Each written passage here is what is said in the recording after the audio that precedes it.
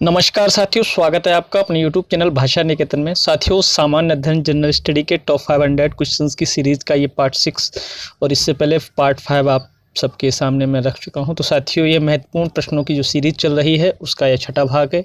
चलिए आज का वीडियो ये शुरू करते हैं। साथियों देखिए, पहला आपका आज का प्रश्न है, संविधान सभा ने भारतीय संविधान को कब अपनाया था? तो संविधान सभा ने भारतीय संविधान को कब अपनाया था? तो इसका आंसर सही है ऑप्शन ए, 26 नवंबर 1949 को अपनाया था। अगला आपका प्रश्न है, किस तत्व की विषाक्तता के कारण इटाई रोग हो जाता है? तो आपको बताना है कि इटाई रोग किस तत्व की विषाक्तता के कारण होता है। तो साथियों, कैडमियम तत्व के कारण इटाई रोग हो जाता है। तो आपका ऑप्शन डी सही है। अगला आपका प्रश्न है, ब्रह्मांड में पाई जाने वाली सबसे प्रचुर और सबसे हल्की गैस कौन सी होती है? तो साथियों, ब्रह्मांड में सबसे ज़्यादा पाई जाने वाली और सबसे हल्की गैस जो होती है वो होती है आपकी हाइड्रोजन गैस। तो यहाँ ऑप्शन आपका आंसर ए सही है। तो देखिएगा, आपका ए आंसर इसका सही है। अगला आपका प्रश्न है, विषु निम्नलिखित में से किस राज्य के प्रसिद्ध त्योहारों में से एक है? विषु किस राज्य का प्रसिद्ध त्योहार है? तो साथियों, ऑप्शन बी आंसर सही है।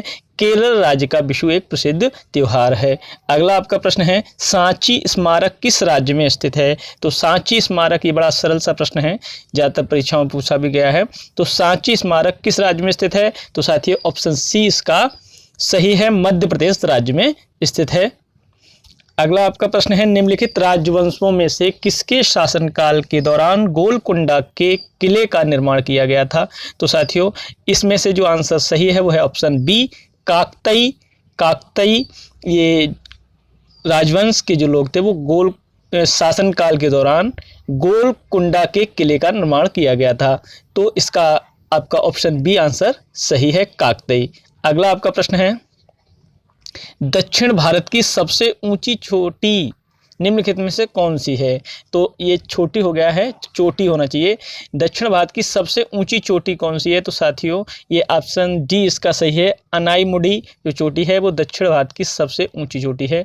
अगला आपका प्रश्न है, बेस्ट कॉस्ट्यूम डिजाइन श्रेणी में ऑस्कर पुरस्कार जीतने वाले प्रथम भारतीय व्यक्तित्व कौन थी? तो ये हैं आंसर ऑप्शन ए सही है, Bhanu Athaiya best costume design श्रेणी में ऑस्कर पुरस्कार जीतने वाली प्रथम भारतीय व्यक्तित्व थी।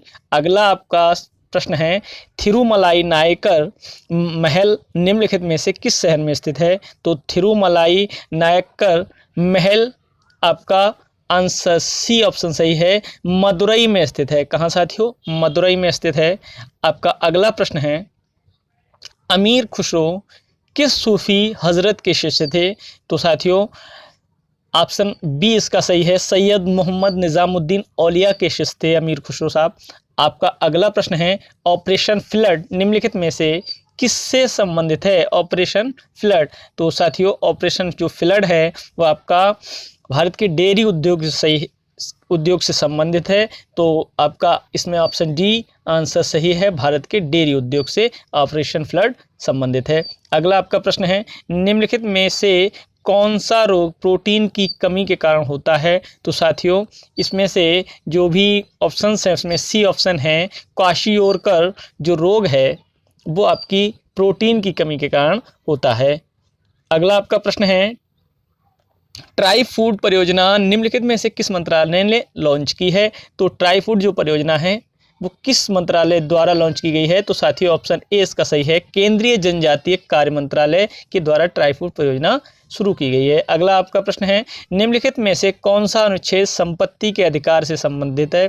तो साथियों, संपत्ति के अधिकार से संबंधित जो आपका अनुच्छेद है वो आपका ऑप्शन बी अनुच्छेद 300 संपत्ति के अधिकार से संबंधित अनुच्छेद है। अगला आपका प्रश्न है, जब भारत स्वतंत्र हुआ उस समय भारतीय राष्ट्रीय कांग्रेस के अध्यक्ष कौन थे? तो साथियों, जब भारत स्वतंत्र हुआ उस समय भारतीय राष्ट्रीय कांग्रेस के अध्यक्ष थे जेवी कृपलानी साहब। तो यहाँ आपका ऑप्शन डी सही है, जेवी कृपलानी। अगला आपका प्रश्न है, बहमनी साम्राज्य की स्थापना किसने की? तो साथियों, बहमनी साम्राज्य की स्थापना अलाउद्दीन बहमन शाह ने की।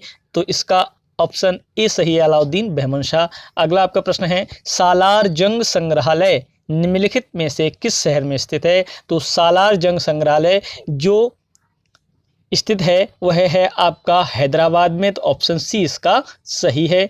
आपका अगला प्रश्न, निम्नलिखित में से कौन सी नदी अमरकंटक की पहाड़ियों से निकलती है? तो साथियों ऑप्शन बी नर्मदा नदी जो है वो अमरकंटक की पहाड़ियों से निकलती है।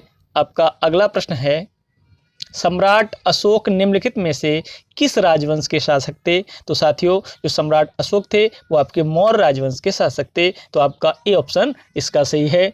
और आपका आज का आखिरी सवाल है, उन विभिन्न पारिस्थितिकी तंत्र के एक संग्रह को क्या कहा जाता है जिनमें समान जलवायु परिस्थितियां पाई जाती हैं? समान जलवायु परिस्थितियां पाई जाती हैं उसे क्या कहा जाता है? वह एक आपका पारिस्थितिक तंत्र होता है जीवोम, जिसको हम क्या कहते हैं साथियों? जीवोम कहते हैं, तो ऑप्शन बी इसका सही है। तो साथियों ये आपके पार्ट 6 के 20 महत्वपूर्ण सवाल रहे। तो साथियों आज का आपका प्रश्न है, कौन सी नदी अमरकंटक की पहाड़ियों से निकलती है? तो इसका आपको जो जवाब देना है वो आपको कमेंट सेक्शन में देना है। तो साथियों यदि आप अब तक चैनल को सब्सक्राइब नहीं किए हैं तो चैनल को सब्सक्राइब कर लें, और आपको अगर वीडियो पसंद आई है तो लाइक करें, साथियों तक शेयर करें। तो फिर मिलते हैं अगले पार्ट के साथ, तब तक के लिए नमस्कार, धन्यवाद।